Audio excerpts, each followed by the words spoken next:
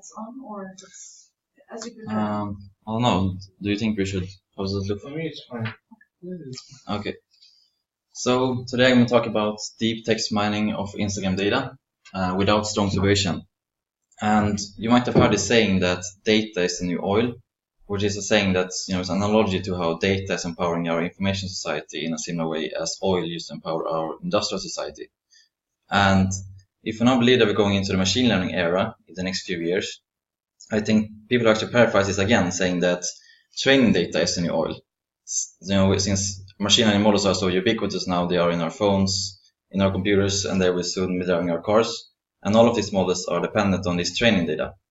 And I think that in the next few years, similar to how we have for a long time now trying to get rid of the oil, as it's not very healthy for our environment, we will try to get rid of this training data bottleneck in machine learning.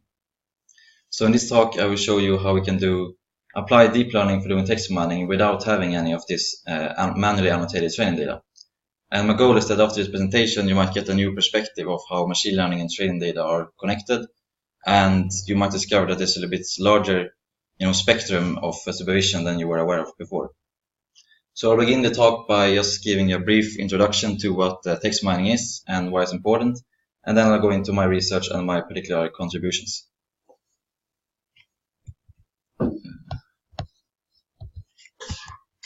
Oops. Okay. So what is text mining? You can think of text mining as the problem of extracting knowledge or information from text. And in the current time, we have an abundant amount of text, so it's kind of very attractive if we can have computers to extract the information for us. So if you can have the computers to process a large amount of text and extract the information. But there's a mismatch there in that while computers are very fast at processing the text, they are very difficult thing to understand it. And just to further make this point, it's actually considered to be an AI complete problem to understand text. So it's very central to our intelligence. And if we ever manage to program a computer to understand text, we can consider to have solved the artificial intelligence problem. And obviously, this is an open research question whether we will ever be able to do this. And I'm humble enough not to solve it in my 6 months here, but I will show you a few small steps towards that goal. And in particular, how we can improve text mining in a specific domain. So let's now look at why text mining is so difficult. So one of the main challenges with understanding text is that it's very ambiguous. So all of our natural languages are very ambiguous, and it's quite remarkable how good we as humans are to deal with this ambiguity.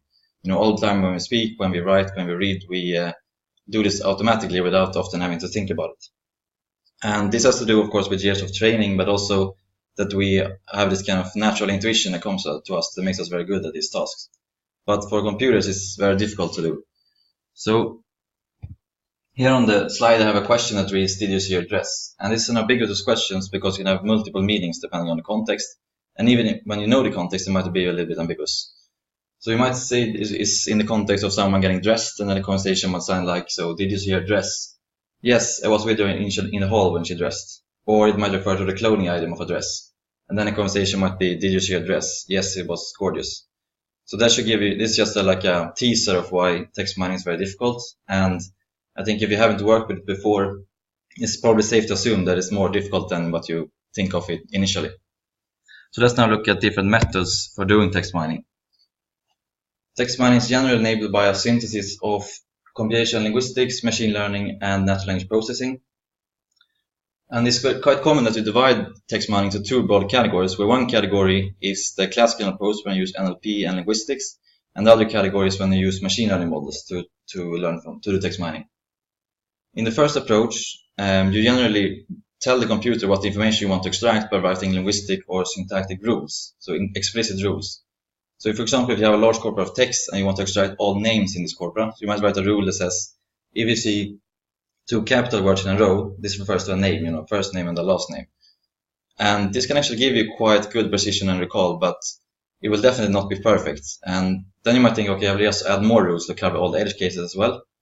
And this technique of just adding rules and rules can be effective to a degree, but our languages are so complex and flexible that it's very, very difficult to cover everything with rules.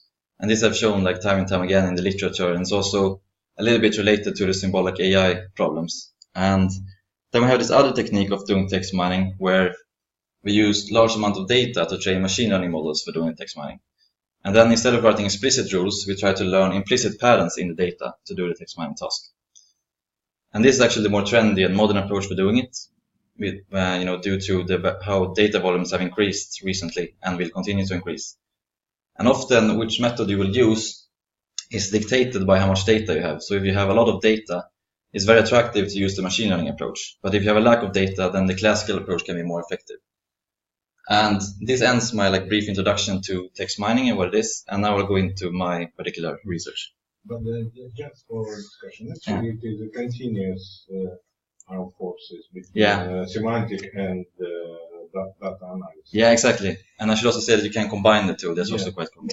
And this was when semantic web appeared, and then Google said, no, we have enough data to find everything. You don't even need to translate. Yeah. We have to possess already pattern in our data spaces in all our this huge web, and then we can find it. That's okay. At the moment, everybody believes in machine learning. Yeah, it's the more trendy. Yes, but we don't know what. Yeah, exactly. We shouldn't rule out the results. So with this slide, I wanted to give you just a bigger picture of my research. And the first thing is that I've been working with unannotated data. And I think this is an important point to make because it sets my research apart from the state of the art in this paradigm. Because the state of the art, they train text mining models using vast amount of annotated data. But we don't have. Actually, it is really very interesting because deep learning is without well annotated data. Yeah. It's even not considered. Exactly, yeah. So in our domain, we don't have this annotated data, so we have to look at other possibilities of doing it. And this can be seen both as a limitation, but also, like I said, as an opportunity, because as we spend more time on these annotated approaches, our contributions will have a higher practical value because they can be applied to more domains than just the domains where you have this annotated data. And then we have the two interdisciplinary fields that we work with, which is the machine learning and NLP. So we're working kind of the intersection between the two.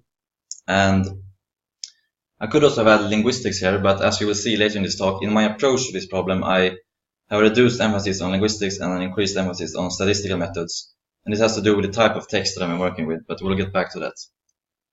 Then we have the data domain, which is social media, and in particular the Instagram platform. I believe most of you are familiar with it, but it's an image sharing platform, has both text and images. And in my work, I focus only on the text, but in future work, we plan to combine it with computer vision models, but this is only on text. So what characterizes Instagram as a sort of text? First of all, it is one of the largest social media platforms and has over 800 million users and generates a ton of data every day. So it's kind of the definition of big data. Another characteristic is that the text is very noisy, similar to many other social media platforms. That the text is very different from what you will find in conventional media outlets such as newspapers, magazines, or in the literature. It's a different vocabulary, it's a different type to express things, different expressions, and so on. And then we have finally the domain under study, which is the fashion domain. And Instagram is a very generic platform, so you can find more or less any domain that you're interested in on Instagram. But to scope this research and to target a concrete problem where we can actually present results, we focus on a single domain, which is the fashion domain. And let me now present you the very concrete problem that I'm talking about. So currently we have all of this noisy text that's resident on Instagram in terms of image captions, user comments. And we believe that in this text, there's a lot of value that's currently being unutilized. This value in this text because it can be used for predictive modeling, for doing analytics, and so on. So our goal is to build text mining models to automatically extract fashion attributes from this text. And once we've extracted this information, we can use it for, doing large-scale trends detection. You can ask questions such as, what brands were the most mentioned on Instagram in the past 6 months? Or you can use it for improving user recommendations. And now, depending on how familiar you are with Instagram, this might sound a little bit abstract. So I will now show you an example of this text that I'm talking about. So here we have an Instagram post, which is an image of a coat. And as you can see, next to the image is a lot of text. And this is user comments. And in many of these comments are talking about the image itself, talking about the coat. What brand is it, where is it from, what style is it, color, patterns. And this is the type of information we want to extract and use for trends detection and for doing, improving user recommendations. So now you might ask, why hasn't this been done before, and what are the current methods for doing this? So let's have a look. Just before we move, this is a really very nice approach that you try to anonymize these images from Instagram. I will recommend you all think about that, because with the new law of this privacy and so on policy, this will allow to avoid, because people can even complain and sue you if you use some image without even if it is publicly. In our paper, I hid the names, but I didn't hide the face. But I think that we can think about it when it comes to camera reversion, because then it will be really an issue. Then really it would be nice. Because now people are a little bit more paranoid than they typically after this new law. Those are fashion models, so it's like their job is to spread the photos with their outfits. So that's why I thought that. If it is somewhere written that they allow you, we would like to. But by default, they did it. In case there is no such rules, by default, if you put some pictures and photo image, then everybody can do it. Yeah. So just to be more careful. Yeah. With all these things, I don't believe that it is a big problem for research community, but in principle, this what I saw it was a quite nice and simple thing. But it's not applied for example, for your diploma, where you have tons of such pictures, because it is very local. Yeah. But when it comes to the paper, there's something will be good. And now you talked about this, what was done before, but we already discussed it, and I would like that you maybe once more say. The first question that comes, what is different with Twitter analysis? Because there also have text, and it is also noisy. Yeah. There are some, if you don't take some discussion about the linguistics between professors and Twitter, then typically it is like this, gone, I'm gone, so something like that. So please tell us. Yeah, exactly. So I will actually come back to that in my empirical study about, I will do some quantified difference between Twitter and Instagram, but you know, they are very similar because both of them have very similar type of text. You know, it's multilingual, it's noisy, and so on. But the main difference is that Twitter is a micro blogging medium, and Instagram is more of an image sharing medium.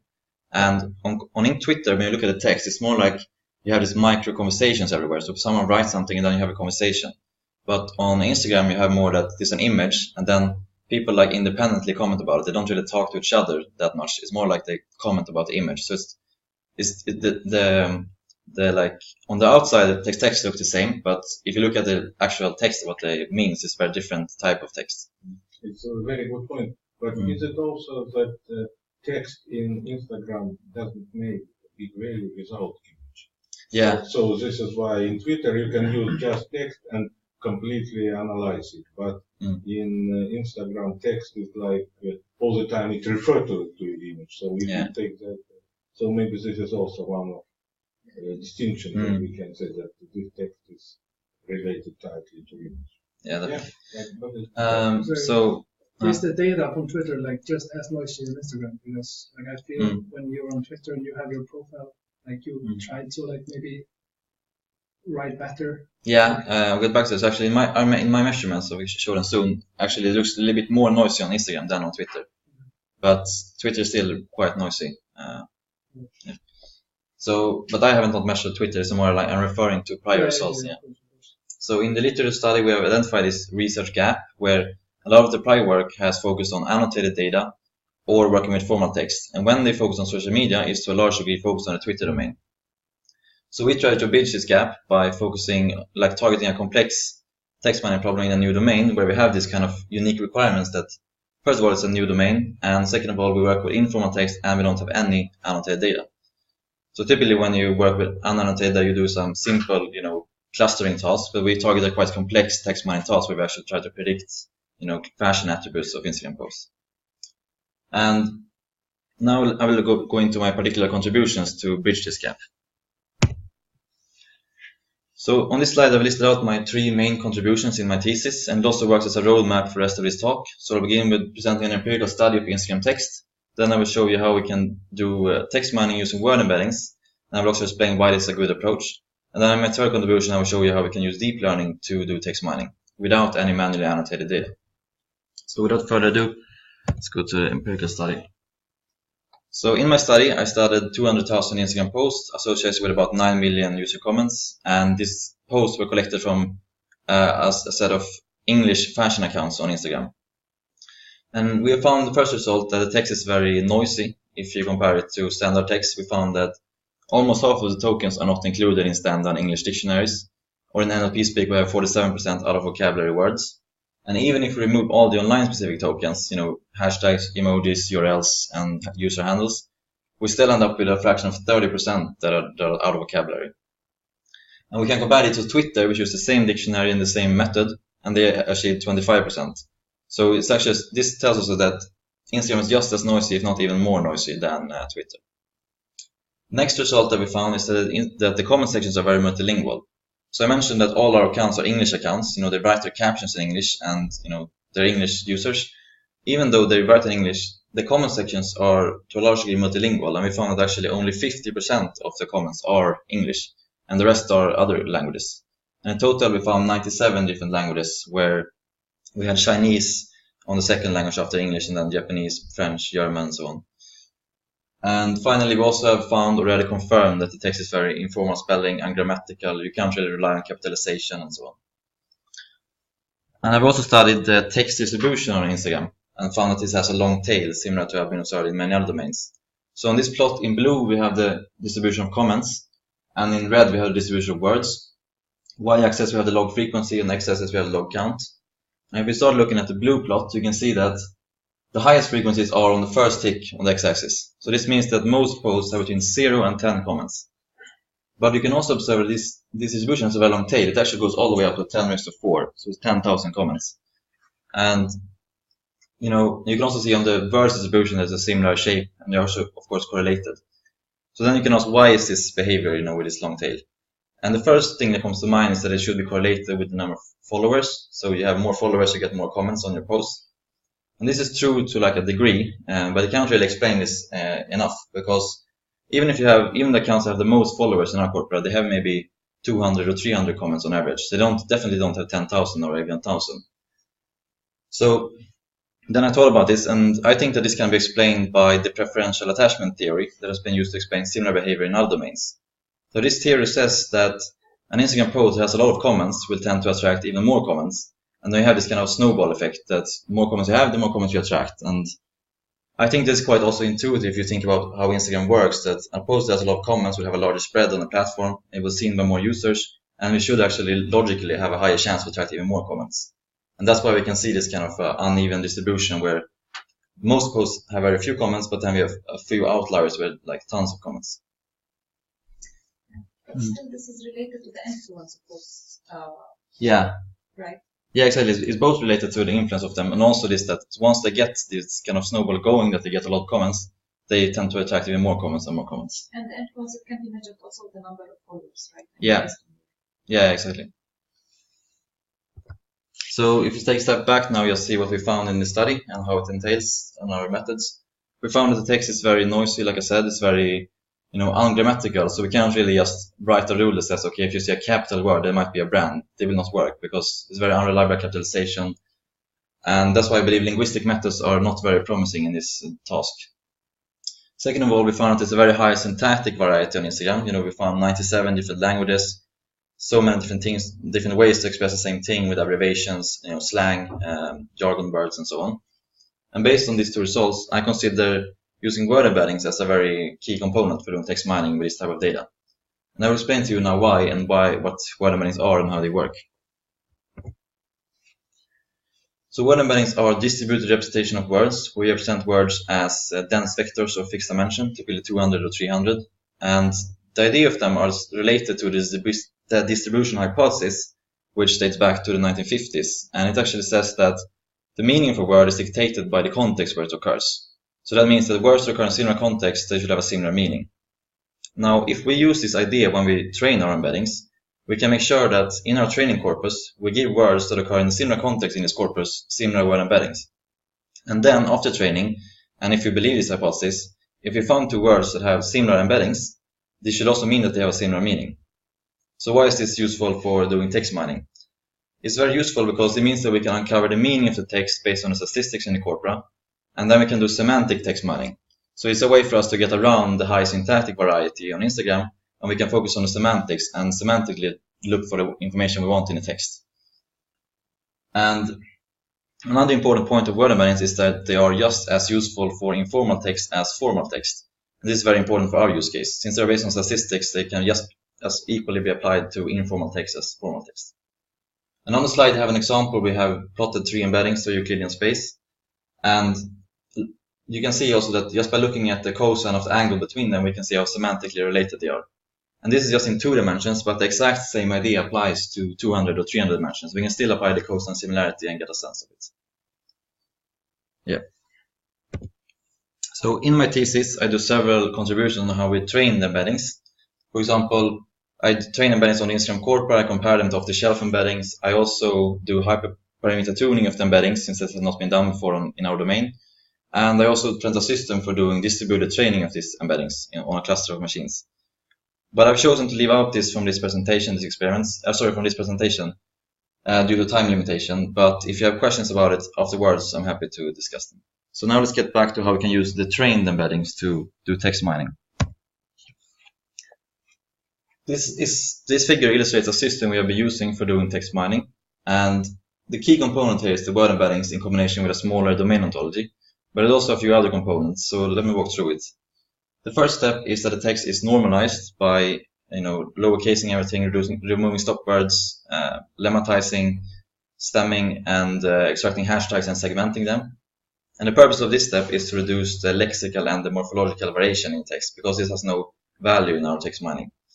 And the second step, and this is the important step then, that we go through the normalized text and we map it to our ontology by using word embeddings and the cosine similarity. So you can think of it as we scan the text with a semantic way to look for the text. And if we find things in the text that semantically match to the ontology, we extract this information. And in this process, we also include a few other components, for example, TF-IDF weighting and a weighting mechanism to give more weight to words in the caption instead of the user comments. Because we believe that the caption is a little bit more accurate and important than the user comments. And as a final step, we use an ambiguous resolution method, which is an API called Probase. So Probase is quite interesting because it's an API where you can look up the meaning of a word, or the different meanings it can have, and the probability of the different meanings. So say that we have the word Sarah in the text, which is a brand, and we map it to our ontology. But then we can look up Sarah in the Probase, and we can see that, okay, it has maybe 60% probability of being a girl's name, and 30% probability of being a brand, and 10% probability of being something else.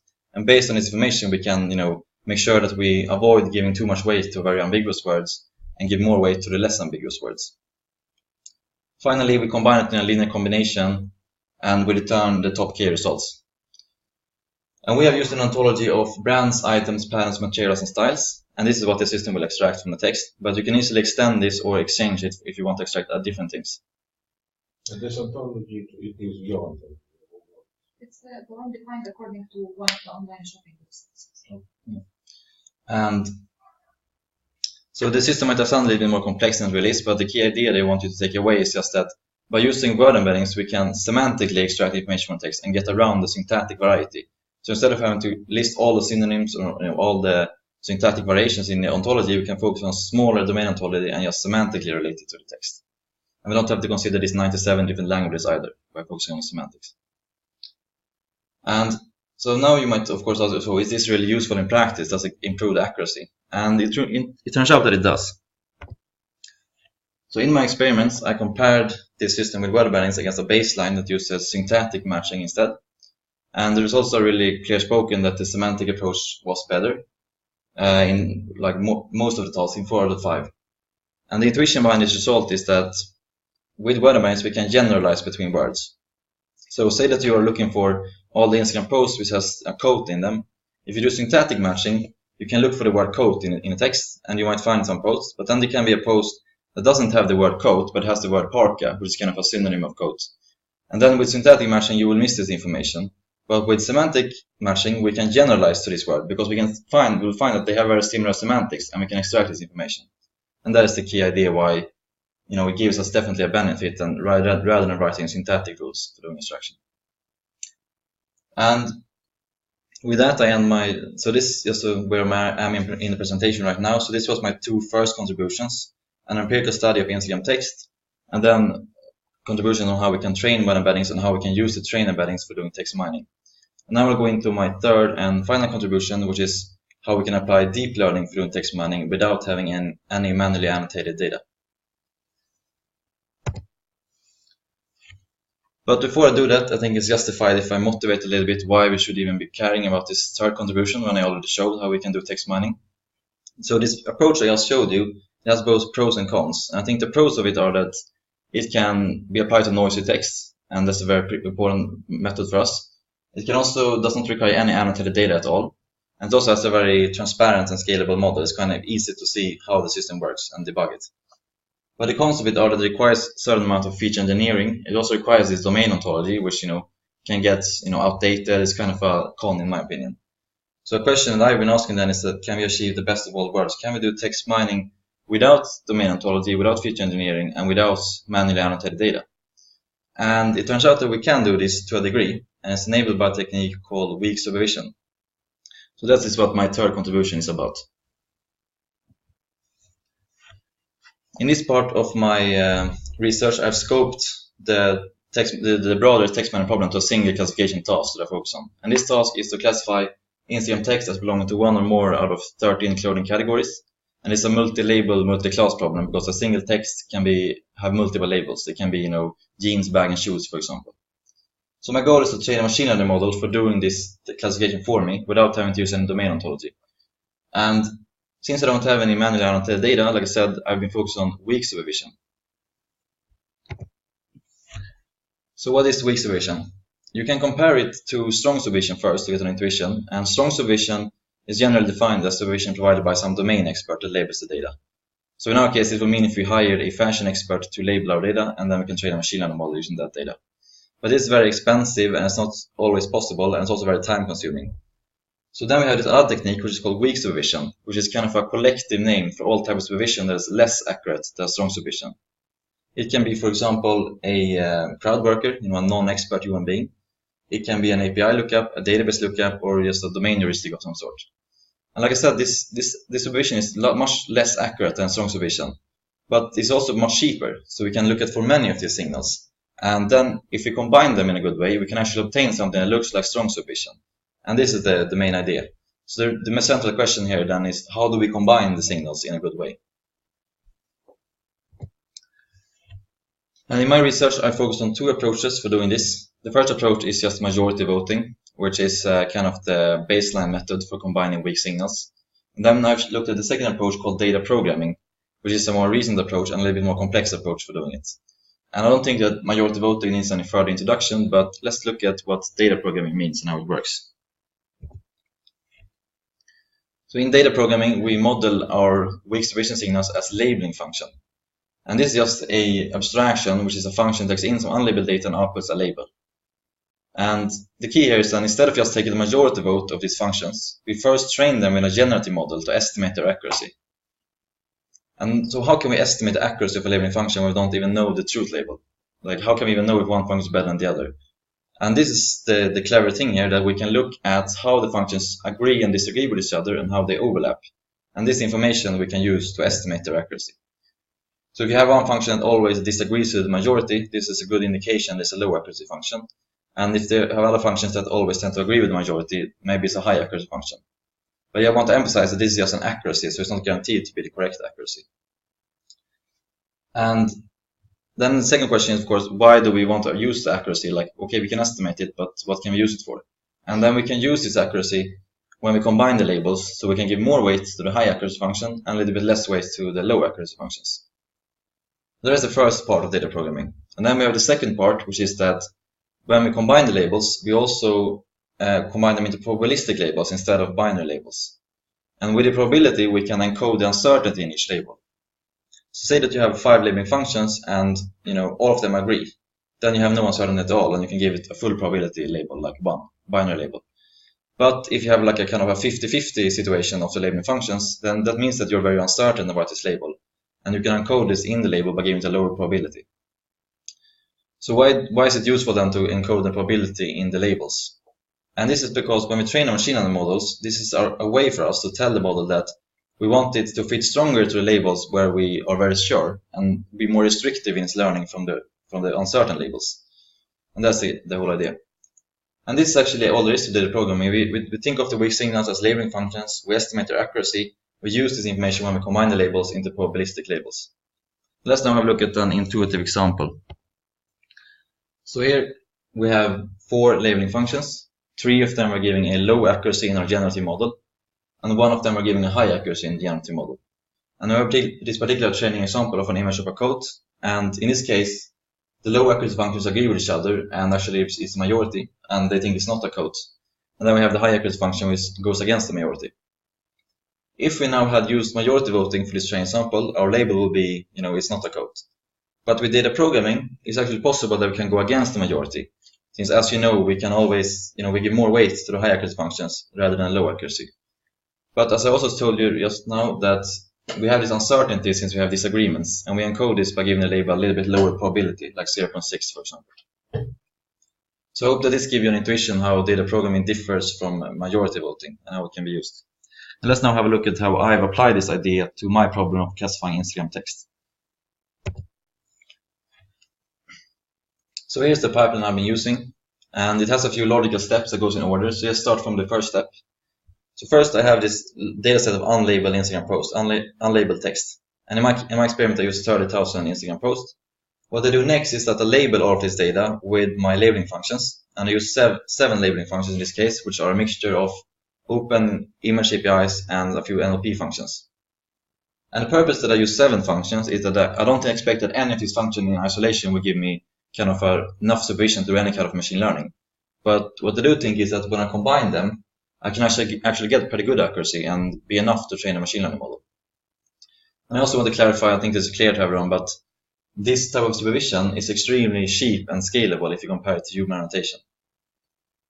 After this labeling step, you can imagine that I end up with a large matrix where I have 30,000 rows, 1 for each post, and I have 7 columns, 1 for each labeling function. And in this matrix, I have this information, okay, how the labeling functions disagree, how they overlap, and how they agree with each other. So then I take this matrix and put it as input into my generative model, where I estimate with maximum likelihood estimation how accurate each of the functions are.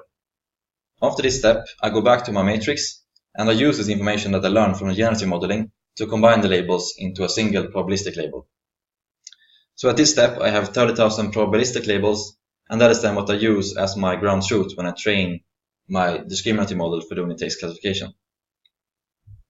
And that is the entire pipeline. There's a few things that I left out here for some details. For example, how do we train a model using probabilistic labels instead of binary labels?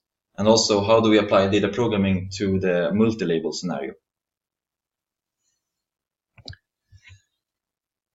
When I wanted to apply this idea to my problem, I stumbled upon this problem that in the original paper, data programming is only defined for the binary classification scenario, but we have a multi-label scenario. And with binary scenario, it's quite simple to always say that if 2 functions, we can always tell if they agree or disagree, because either they label the same thing or they label, the wrong thing, different things.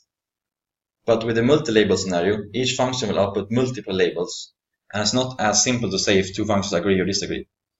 One thing you can do is just to make the simple approach, say that, okay, if 2 functions output exactly the same labels, then they agree, otherwise they disagree. But I think that this is not necessarily the best approach, and let me tell you why. So imagine that we have 2 labeling functions, and they agree on all labels except 1. So in my case, you have 13 classes, they agree on 12 out of 13 classes. Then we have 2 other functions that they disagree on all of the 13 labels.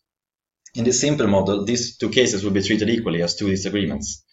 But there's a lot of nuance here that is lost if we just use this approach.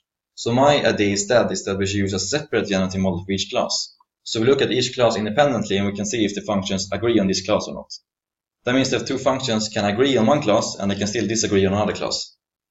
And this also means that we'll get a separate accuracy estimate for each class and for each function, instead of just having a single accuracy estimate. And this is quite intuitive if you think about it in practice, that it's quite likely that your labeling functions, some of them might be very good at labeling some type of data, and some of them might be good at labeling some other type of data. And that is what's captured with this approach. And let me now show you an experiment to further convince you about this.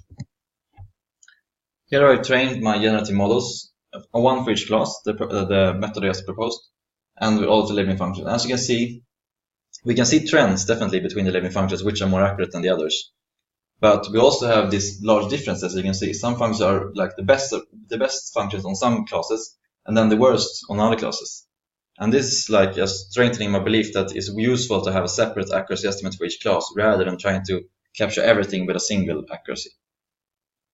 And let's now go to the second detail that was left out in the pipeline, which is how do we train a machine learning model with probabilistic labels instead of binary labels. So I've used the convolutional neural network model for text classification, which is proposed by a guy named Kim Yoon a few years ago, and it's considered one of the state-of-the-art models. And the nice thing with data programming is that the only thing we have to do to make it work for probabilistic labels rather than binary labels is that we have to change out the loss function. So in the original architecture, they have used a softmax over cross entropy over softmax units as a loss function, and we switch it out to the binary logistic loss over sigmoid units. And you can think of it as we are minimizing the expected loss with respect to the probabilistic labels rather than with respect to the ground truth.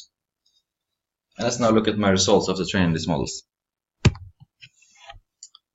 And in my experiments, I first trained a model using when I combined the weak labels using majority voting, and then I trained the same model while I combined the labels using data programming. And in my results, I found that with data programming, we achieved a lot better results. It was 6 F1 points improvement over the majority voting, which is quite significant. I also, the intuition behind this result is that when we use majority voting, we lost a lot of, it's kind of a crude way to combine labels, because sometimes the majority is not the right label. And I also compared these two models against a few baselines. One of the baselines were the human benchmark, where I measured the performance of humans of classifying Instagram text as belonging to clothing categories. And I found that my best model achieved on level with human performance on the task. And the best result was 0.61 F1 score. And this can be a low or high result depending on how you see it. I think that it's a low result if you see it as the final classification accuracy, because I think that we can achieve higher.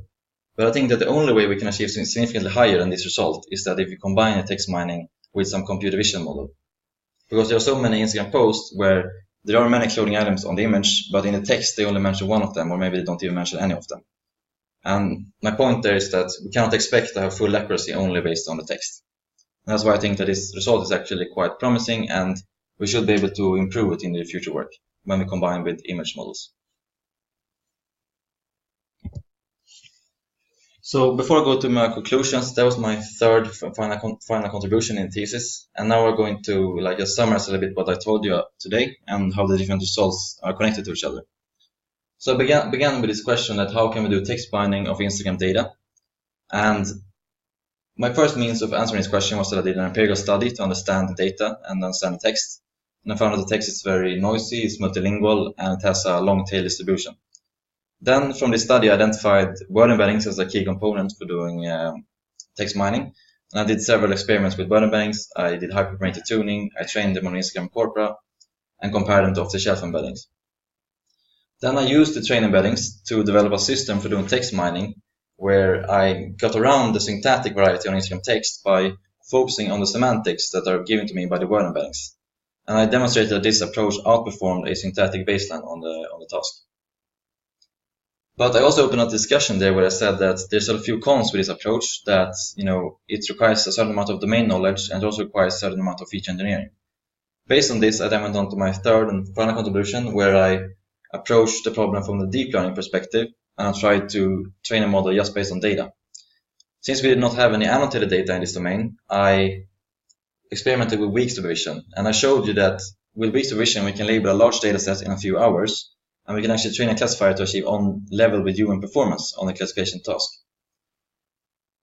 So and to combine the weak labels, I used two different approaches. I used majority voting and the data programming approach, and I showed that data programming was by far the better approach in this scenario. I also made a contribution here and I extended the data programming model to the multi-label scenario. And now, what are my conclusions from all of this?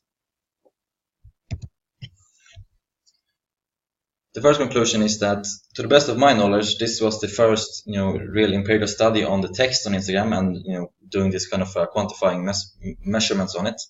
And we have found that, like I said, that the text is very noisy, it's multilingual, and has a long tail distribution. Next, we have also verified that word embeddings are very useful for doing text mining. And we have broadened this conclusion to a new domain in terms of Instagram. And finally, I've also showed you that in absence of annotated train data, using weak supervision and data programming can be a very attractive approach.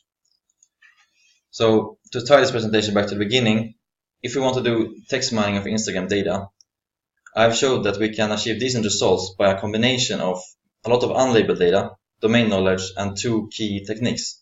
So I think that weak supervision and word embeddings are 2 key enablers for doing text mining without strong supervision. And that's what my talk has been about. And so what do I think, how should you act upon these results? The first thing I would say is that if you're working with text mining or NLP in general, you should definitely add word embeddings to your toolbox, because they are so useful for so many tasks and they're so easily accessible that it's kind of a waste not to make use of them. And you can also combine them with many other methods as well. Now my second takeaway is that I hope that I've showed you or convinced you that even if you don't have annotated data in your domain, you do not necessarily have to rule out the possibility of applying machine learning. I think that many people make this mistake that they think that supervision is binary. Either we have supervision or we don't. But as I've shown you today, there's a very large spectrum of things there. And I think that if you start looking about it, you can find often a lot of scalable and easily accessible supervision around you that actually can be used to achieve very good results. As I've shown that we can achieve on human performance with a classification task. And with that, just a final outlook on the future. So like I said, the main line of future work is that we will combine the text mining models with computer vision models. And my hypothesis there is that it definitely should just be beneficial to improve the accuracy. And then thanks also to I have a support during this time. So Chatta, my supervisor, she should also have credit for this, identifying this research gap that I talked about in the beginning with the Twitter and Instagram domain. And then Nima couldn't make it. It's been like a second supervisor almost. And then Misha has also been supportive during this time. And now I'm happy to take questions and of course to hear the opposition's view on it. Okay. Thank you. And Yeah. now it's your time, please. I would just like to start by congratulating you on a very nice project. Like, it was really interesting to read, and Thank you. obviously took a lot of time doing it. I'm just gonna ask, because I'm quite unsure because of my limited knowledge. Like, when you are measuring accuracy in weak supervision, do you measure it from the labels that the labeling functions gave? Or You mean in the generative models, that accuracy? like the final accuracy that you measured, like 0.6? Yeah. How confident can you be of that accuracy, since you can't be sure from the Yeah. That's a good question, because this accuracy, this is the generative model that we estimate in the generative modeling. So it's only an estimate, like you say. We cannot really tell if it's the true accuracy. We don't know the truth labels, so we cannot actually tell if this accuracy is the right accuracy or not. But what we can do is that when we evaluate, our machine learning model on these labels, if we get a better accuracy by using the data programming approach, this should be a good indication that our accuracy estimates should not be way off at least. But we cannot know for sure that the accuracy of the labeling functions are correct, because, like I said, we don't know the truth labels. We don't have the annotated data to compare it with. But that's a good question, because sometimes I've seen related work when they use data programming and they want to they sometimes use it even if they have annotated data, and they just want to confirm their generative model's performance, and they actually compare the true accuracy of the models on the truth labels versus the estimated accuracies. But in our case, we don't have this data, so we cannot really estimate it or compare the. Thank you. Just want to go quick about text on Spark. Like you said in your theoretical evaluations, the communication cost was highly dependent on the latency. Did you at any time think, because Spark's alternative Flink offers lower latency, would that improve it, or did you just go with Spark because Flink is more stream oriented? Yeah, I think in general I would not have got that much improvement with Flink, because it's not really a streaming problem. Really, I think in general they could have done with Flink, but I don't see that it will be a better approach. But Yeah, because you just have a big data set. Yeah, exactly. Right. Okay, I guess if you have this kind of streaming scenario, if you have a lot of data coming in and you want to continuously train the embeddings, then Flink would be a good approach, I guess. But in my case, I only had this large corpus of Instagram text, and then I was also curious about like the term scores you gave to like the caption, user comments, and tags. I was just wondering, like, what was intuition behind like giving higher term scores to the captions rather to the user comments? Yeah. So and, like, if you would change that, would you like get different results or something? Yeah, I would give them results, but I would say that it's not like super significant because you have so many like methods inside this pipeline, but it can definitely affect the result, and it does. But the intuition behind using the term score is that we found that, in the comment sections, a lot of the text there is like, sometimes it's spammers, sometimes it's like advertisements. People just come in and comment something for advertisement. And we believe that in the comments, in the caption, even though advertisement can occur there as well, is a lot lower chance, and it should be a little bit more important value in the caption, a little bit more credible, as it's the author of the post. That's the intuition.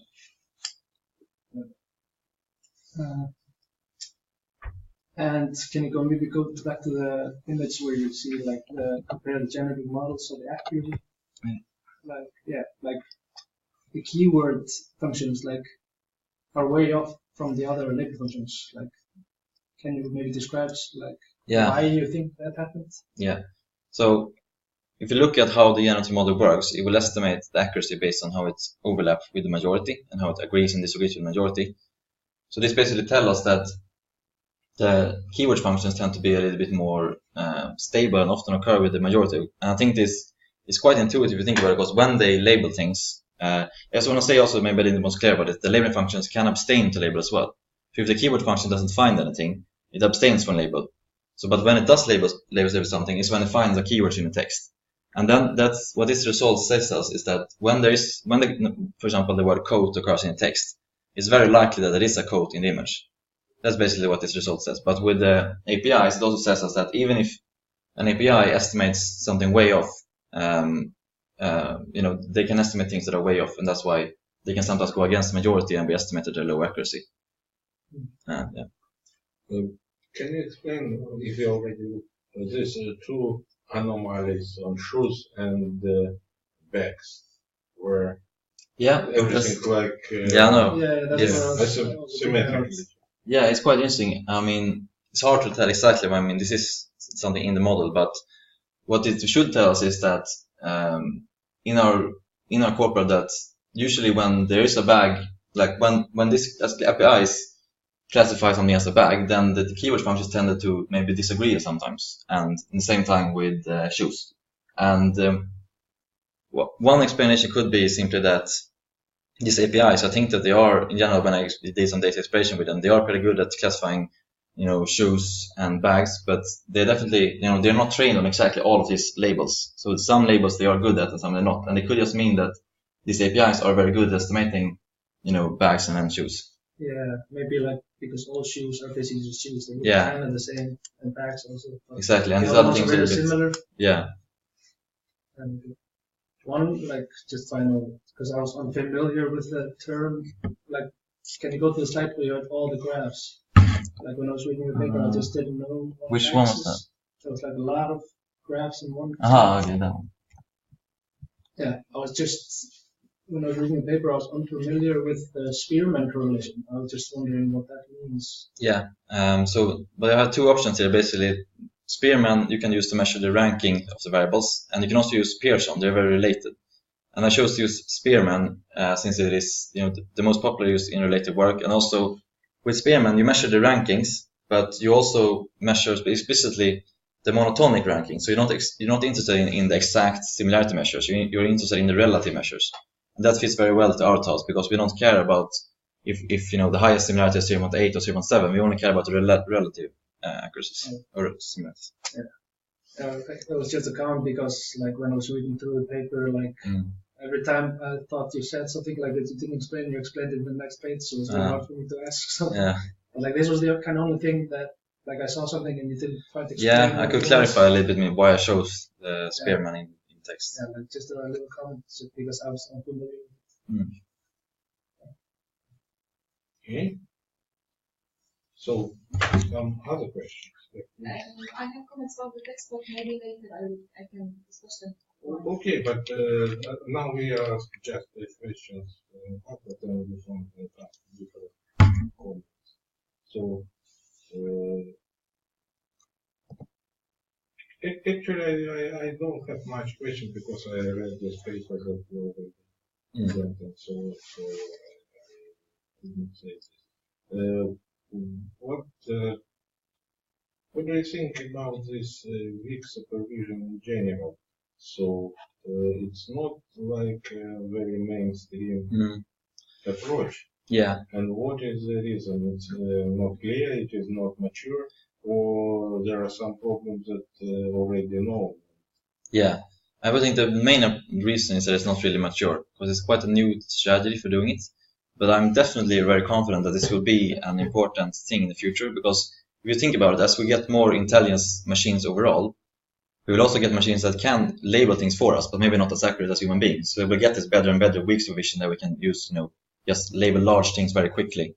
That maybe is not as good as humans, but on close and getting better and better. I think that something that is similar to weak supervision that has been a lot longer history and is more common in the related work is Cms Supervised Learning, which there has been a lot of research. It actually goes back like already to 80s or 90s when they started doing that. And that's basically where you have a little bit of label data, but then you also have this vast amount of unlabeled data that you ideally want to use this as well. And then what you do is that you try to find some correlation based on your label data to the unlabeled data and make some assumptions that you learn from the label data, and based on that you can learn from the unlabeled data. And this was an approach that I considered, but I chose instead to use weak supervision because I found it more applicable to our task. I think also it's related to the data that we have, because we have selected fashion model accounts, so it was like kind of guarantee for us that we will find what we are searching for. Maybe if we apply it on added like random accounts, it's going to be more difficult, but still we have focused our task on specific accounts, which can help. Yeah. Okay, some other questions? Yeah, I can also say about that the privacy that we talked about before. That I discussed this with Professor Maguire, last year, and I remember he told me about that. Most of the privacy laws, they only protect like what is explicitly stated in the databases and so on. And it's kind of a gray zone with text mining and data mining because you find these implicit patterns in the data. And I'm not really sure about if the rules will adapt to this in the future or how it will be, but if the rules are like they are now, I think the most promising approach is that if you can do text mining on data and just extract the implicit patterns, and then you don't even have to store the data. That is what I think the most privacy safe option. But I think that's more for future what happens. This is highly unclear, actually. Yeah. I attend one seminar. And they consider that the data, it's not necessarily that they are saved or not saved, but even if you can use them for implicit reasoning, it's still. Yeah. So when you fully, you can use them, but it was not possible to deduce anything, any personality from it. This is where a problem. Yeah. So you can do whatever one, you can save it or not save, but if you steal from the data, can extract personal data or some personality implicitly via, I don't know, not name, email, and so on, but car registration number or visiting doctor in some particular time and so on, then it is already a breach of privacy. Yeah, exactly. So if they can reverse engineer it from their patterns to the true data, yeah. So, but if you just use them for general conclusion, it's okay. It's not possible to go back to individuals. Yeah. This was what is important for this new law. Yeah, I also think that the law says a little bit about the purpose of your research. If you're doing it for research purposes, I think you have a little bit more freedom than if you do it. I can even say, there is no about research. Yeah. But there is something about organization and non-organization. This law, it was a big surprise for me. It's not applied for individuals. If you collect data just for you, for whatever, it is not applied for you. It's only for organization. Yeah. So it is strange, but this is right. And this who presents I will tell you, but please don't distribute it. Yeah. But why not distribute? Because And in addition to this law, there are many other laws, and they still are valid. For example, for university and for healthcare, we still can keep this whole information. Yeah, exactly. We have this law in Sweden, you know, personuppgiftslagen. Yeah, also, yeah. And this is open and so on. Yeah. So this is only mainly it's more clearly understood for organizations who make profit of financial profit by using this data. Yeah. For other, it is not so much clear. Yeah, exactly. And also, if you think about the Instagram, I read their terms of use, and like today also, actually, when you publish something on Instagram, you actually give them full rights to, like, they own the data, and they can actually, and they are allowed to, you know, sell it out to third parties or give it out to third parties. Is it really what is said when you put that you give a right? Because, yeah. But if I read it before GDPR, I must say, but yeah. Because no, is it there are some how we'll call it, what conditions that when you sign to Instagram, then you accept it, everything. When you put and say that it's not private, it's public available, or they can use it. I don't think this. I think it was something that I said before when I read it, but it was before GDPR. But it was basically said that, you know, Instagram has the right to, you know, use your data for and give it out to third parties. That is, I remember. Yeah. This was okay, because this is interesting to know more precisely, because this law explicitly said that customer is the owner of data. Yeah. And he or she can decide. Yeah, they probably will change this. Yes, it's changed. So customer can anytime change this data or even ask to delete. In particular, there was a very good question. Can I ask Google to give me all data that they have against about me? Yeah. And the answer is that in principle, yes. But according to law, first of all, they have 30 days to your answer, and if it is complicated, they have 60 more days. So in principle, it may take 90 days, or they can say something. So, but in principle, you have to be you have right to withdraw all data that they collect if you want. Yeah, exactly that. Yes. But this whole privacy is really how to say, very different. Yeah, you almost need lawyers to help you with that. Yeah, but even lawyers are different. So one lawyer who this was a seminar that it was a lawyer, but he works only in enterprise this law, and when I asked about university, he said, unfortunately, I'm not sure about how because there are some other rules also. Yeah, that's. Yeah. But yes. But now let's continue. You have some. It's about that. But if before text, I think that it is a really very interesting and promising thing to consider this unlabeled data and deployment and maybe some other ways of labeling. I don't know how. So some more automatic labeling of data, maybe using this embeddings even. Yeah. And why not? That there are some clustering or whatever. Yeah, and I also think for our purpose, you know, that this is very attractive for us. So even if you have labeled data, I think that's good if you have some. We can also, you know, combine this with and more like unlabeled data, so we can also combine it. You know, since we have so much, you know, just like an unlimited data on the social media platforms, that if you can use it, then this is a promising approach, which is more scalable than actually labeling everything. But is there a problem like just adding just label functions like that? No, yeah, that's true. No, I would say that in my case I use 7. I would think that if I use more, I would have done that if I could, because I think that as long as you think that your labeling functions, you know, that they don't overlap too much and that they are like independent in some sense, then you can add more and more and you can get better. But if you start adding functions that are directly dependent on each other, then they will just turn to degrade, because then you can't really estimate the accuracy since they will just agree with each other all the time.